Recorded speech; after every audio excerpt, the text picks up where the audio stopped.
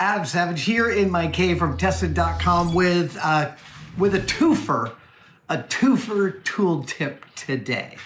The first thing I am talking to you about is this, something I didn't know existed until I was watching a woodworking channel on YouTube and discovered that there is such a thing as taps for wood. I mean, look, I knew that there were threads you could cut into wood. Every wooden vise is made this way. But as far as machine taps, I have used them in wood, but they are not ideal. They don't necessarily apply great threads, but these taps have been designed in a specifically different way. Notice they have the 3 flutes to be optimized for cutting threads into wood. Now, just like normal tap, you need to drill a previous through hole, and for a wood tap, so let's say we use a 1/4-20. I think this is the 1/4-20. Now for a 1/4-20, your standard tap drill is a number 7, which is exactly midpoint between 13/64 and 3/16. So let's try 3/16 first and just see how it goes. I did this off camera with the number 7, and it works just great, but I wanted to try it out this way. So let's try it.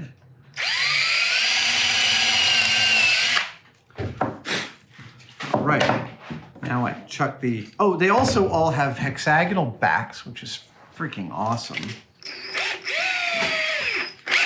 And I'll, just like a normal tap, and this is a tap I don't think you have to worry about breaking in your wooden project.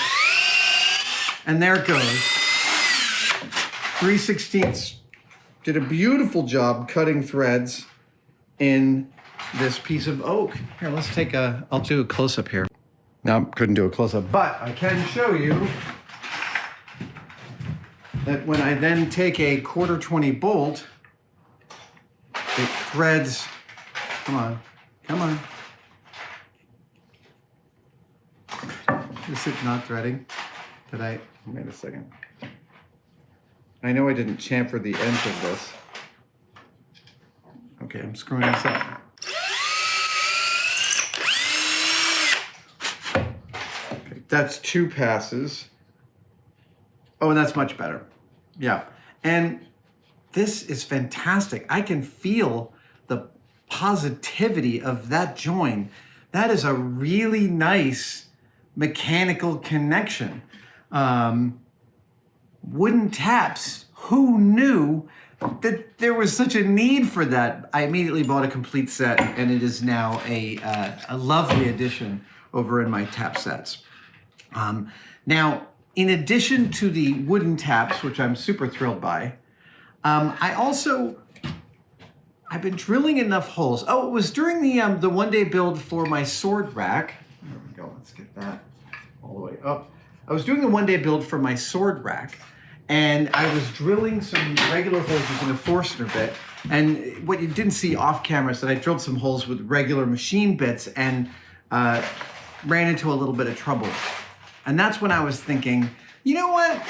I think I need some genuine woodworker drills. And that is when I went and bought these Bradpoint woodworker drills, this complete drill index. And I gotta tell you, these things here have actually changed my life. They have a very specific point, so it makes, here, let's see. Can you see this?